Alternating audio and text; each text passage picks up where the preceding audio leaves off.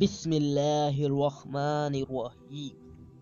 اگر کوئی ایسی مشکل پیدا ہو گئی ہو جس کا حل ہونا ضروری ہو اور اس کے حل نہ ہونے سے جان کا یا مال کا یا عزت کے جانے کا خطرہ ہو تو اس کے لیے جمعرات کا دن گزرنے کے بعد جو رات آتی ہے وہ جمعے کی رات ہے۔ اس رات بعد نماز عشاء باوضو ہو کر اول و آخر 11 مرتبہ درود شریف پڑھیں۔ اس کے بعد یہ آیات 1000 مرتبہ پڑھیں۔ انشاءاللہ مشکل فوراً حل ہو جائے گی۔ اگر ایک مرتبہ کے پڑھنے سے حل نہ ہو تو اگلے جمعہ کی شب کو پھر اسی طرح عمل کریں۔